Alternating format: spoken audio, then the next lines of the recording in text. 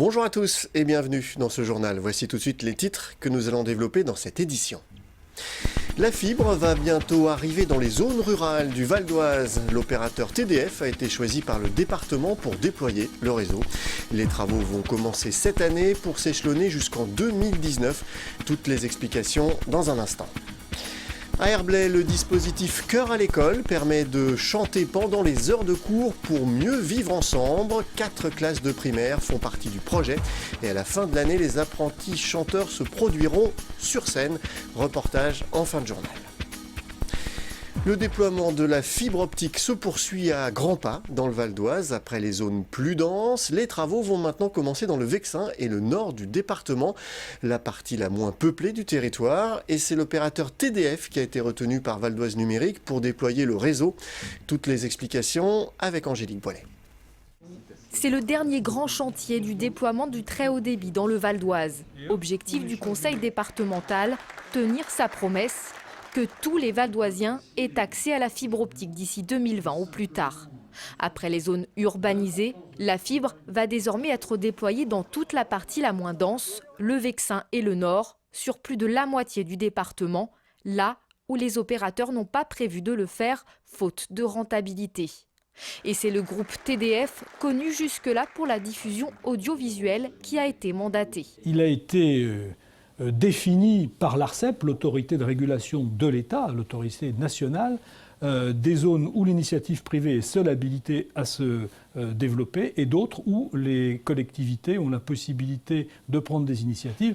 En l'occurrence, cette possibilité est un devoir si on veut que tout le département soit couvert. Aujourd'hui, nous avons accordé une délégation de service public à TDF pour réaliser ce réseau avant 2020. Et les travaux vont commencer dès cette année et s'échelonner jusqu'en 2019. Au total, ce sont 116 communes concernées par ce réseau d'initiatives publiques baptisé Vortex.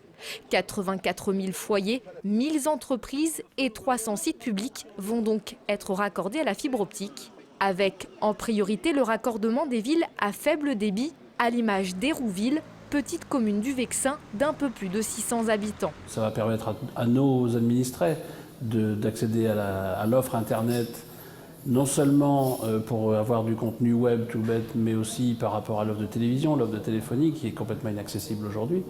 Ça va permettre pour les gens qui veulent avoir par exemple une multitude de chaînes qui va au-delà de la TNT, de ne plus être complètement pieds et poings liés avec un grand opérateur de télévision par satellite, puisqu'il n'y en a plus qu'un aujourd'hui, donc il y a un certain monopole qui va être cassé. L'autre aspect que je voulais mentionner, c'est bien évidemment l'aspect d'attractivité pour les commerces, pour les entreprises. Coût de l'opération, près de 100 millions d'euros, supporté essentiellement par la société TDF, qui élargit ses activités avec ce premier appel d'offres remporté. Les 15 millions d'euros restants seront financés par l'État, la région, le département et les communautés de communes concernées. Une fois le réseau déployé, TDF le commercialisera à divers fournisseurs d'accès. TDF est le grossiste, donc TDF vend l'accès au réseau à des commercialisateurs auprès du client final.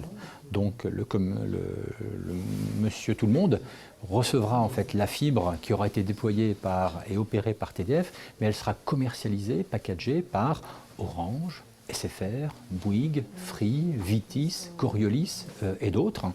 Et donc il s'agit d'avoir une offre qui pourra offrir jusqu'à 1 gigabit par seconde pour probablement une quarantaine d'euros par mois.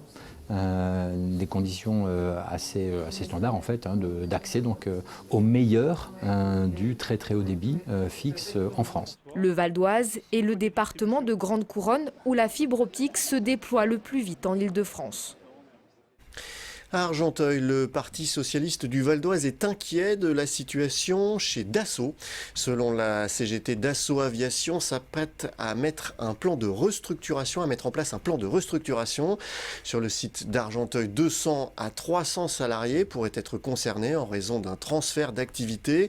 De quoi inquiéter le PS95 qui s'interroge sur la volonté réelle de Dassault de rester à terme sur le site d'Argenteuil et appelle l'avionneur à revoir sa copie. Nous ouvrirons le dossier Dassault dans notre journal de mercredi avec un reportage. Le tristement célèbre passage à niveau de Deuil-Montmagny doit disparaître à l'horizon 2022, une suppression qui s'accompagnera d'une réorganisation de la circulation des véhicules et des piétons qui empruntent cette voie. Une grande concertation a été lancée par les deux municipalités avec la population depuis janvier dernier. Cette concertation se poursuit ce mardi avec une réunion sur l'aménagement et la vitalité du quartier de la Gare. Rendez-vous donc pour les habitants de Deuil et Montmagny à 19h30 à la salle des fêtes de Deuil-la-Barre. Chanter pendant les heures de cours pour mieux vivre ensemble, c'est le concept du projet Chœur à l'école. Organisé par la ville d'Herblay, 4 classes de primaire ont choisi de faire partie du projet 1 heure par semaine.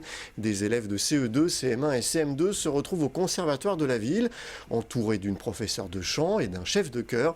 Ils apprennent les bases du chant. À la fin de l'année, les apprentis chanteurs se produiront sur scène. Philippe Pémal.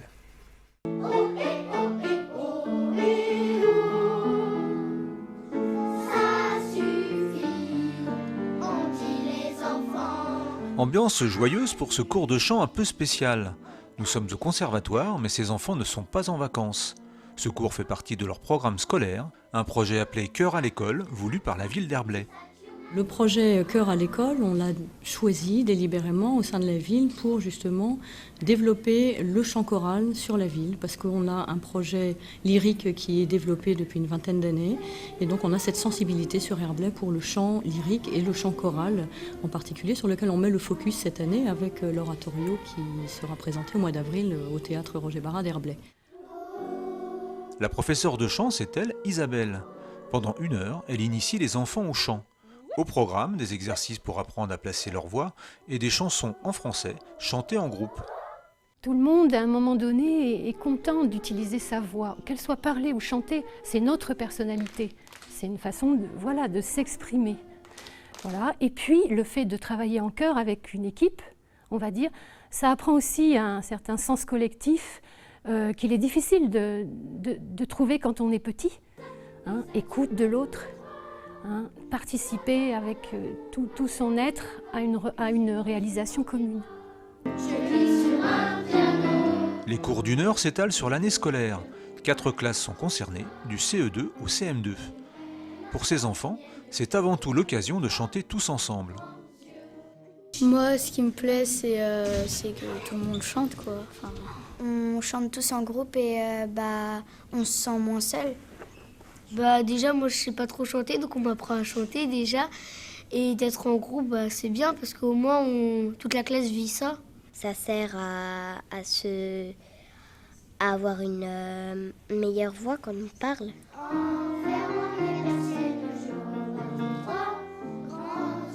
Ça leur apprend à maîtriser leur voix et leur attitude corporelle. Isabelle travaille beaucoup sur la voix, mais on travaille aussi avec le piano sur les rythmes. Et ça à leur âge, à 8 ans, ça leur permet d'acquérir une maîtrise du corps et une maîtrise de la voix. Ça fait partie de leur développement personnel. Et il y a des enfants qui acquièrent de la confiance par le biais du chant. Des enfants en difficulté qui acquièrent et qui se rendent compte qu'ils sont capables de faire des choses très bien en chant, alors qu'ils auront peut-être un peu moins de réussite au niveau scolaire pur. Point d'orgue pour tous ces enfants, ils se produiront sur scène à la fin de l'année comme des grands.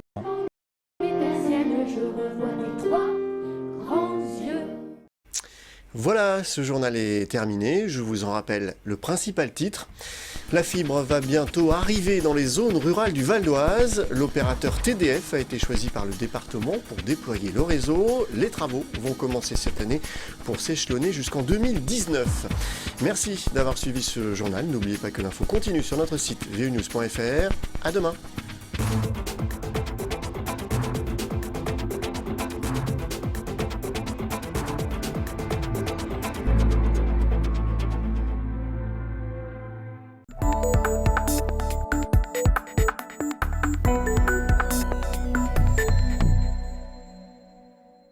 « 7B, 6A, 4C, de drôles de cotations pour le niveau de difficulté, des prises de toutes les couleurs.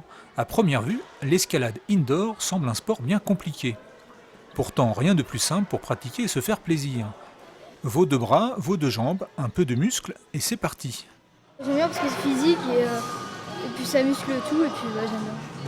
J'aime bien grimper et évoluer dans les niveaux Et j'aime bien grimper vite aussi et avec ma copine Léa faire des courses. J'aime bien l'escalade, j'aime bien grimper. Je grimpe souvent aux arbres et ça me fait plaisir. Je trouve que c'est une de mes passions. On a de tous les profils. On a des enfants qui ont à peine 4 ans qui viennent en cours chez nous. À l'année, on a des profils voilà, où peut-être le plus âgé, je dirais, de nos grimpeurs, mais pas des moindres. Il a quasiment 70 ans, donc pas besoin non plus d'une condition physique. C'est aussi l'escalade, le moyen de développer par contre de la souplesse, de la musculature ou voilà, ce genre de choses. Sport complet, l'escalade séduit de plus en plus. En 10 ans, le nombre d'adhérents à la Fédération française de montagne et d'escalade a doublé. Une hausse liée à la création de salles indoor, ouvertes toute l'année, comme celle-ci à Ony, près de Pontoise. Ici, pas de baudrier, pas de corde de rappel, on grimpe sans assistance. Les blocs sont de faible hauteur et si on tombe, c'est sur des tapis en mousse. Ces parcours peu élevés permettent de travailler la technique et le contrôle de la peur. La notion de se faire peur, elle est continuellement présente, autant en intérieur qu'en extérieur. Et c'est le but, je pense qu'on travaille ici des mouvements qui sont plutôt durs à faire pour les reproduire en extérieur. Et le but, je pense que c'est continuellement de se dépasser à travers les blocs qu'ils nous proposent. Celui qui propose les blocs, c'est lui, Manuel Cornu. Dans nos salles, on est plusieurs ouvreurs à changer les parcours tout au long de l'année pour que les gens qui viennent, qui pratiquent, ne soient pas toujours sur la même chose. Et quelque chose de nouveau à chaque fois qu'ils viennent à la salle. Pour cet athlète de haut niveau, membre de l'équipe de France et médaillé de bronze aux derniers mondiaux d'escalade, grimper n'est pas qu'une histoire de puissance et de coordination, c'est aussi une affaire de confiance en soi. Ça développe énormément la confiance en soi. Et forcément, plus on va arriver dans des niveaux très très durs, plus on va l'avoir encore plus présente. Mais déjà, rien qu'à la base, si on a le vertige un peu, qu'on n'a pas trop confiance et réussir à faire quelque chose où au début on se dit c'est impossible, c'est sûr que la confiance là elle augmente et on est au top. En 2020, l'escalade sera sport olympique, une médiatisation qui devrait ramener encore plus de grimpeurs dans les salles et les futurs champions sont déjà prêts.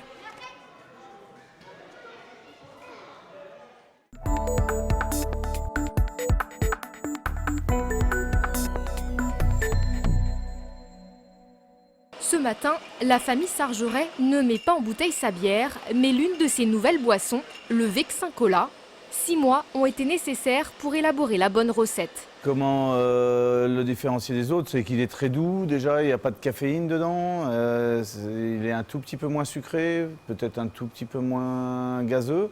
Et puis peut-être un petit peu plus digeste. Il n'y a pas ce petit goût chimique que l'on ressent dans d'autres produits. L'atout du Vexin Cola, une fabrication artisanale comme pour la bière, avec des produits presque 100% naturels. Commercialisé depuis 15 jours, le premier stock de 1000 bouteilles a déjà été écoulé. Avec le Vexin Cola, les Sargerets ont aussi lancé la limonade du Vexin. Et là encore, les 2000 litres ont presque été épuisés. On retrouve les goûts qu'on avait quand on était enfant, ce petit goût de citron, ce petit goût de sucre. Et puis on est dans une région betteravière, donc le sucre, c'est du vrai sucre. Il n'y a pas de sucre trafiqué, il n'y a pas d'aspartame, il n'y a pas de tous ces produits-là. Cette activité complémentaire va permettre à la famille Sargeret d'élargir sa clientèle. Les 2 boissons gazeuses sont commercialisées dans les mêmes points de vente que la bière, épicerie et petits supermarchés. Elles sont aussi vendues directement à la ferme au prix de 2,80 € les 75 centilitres.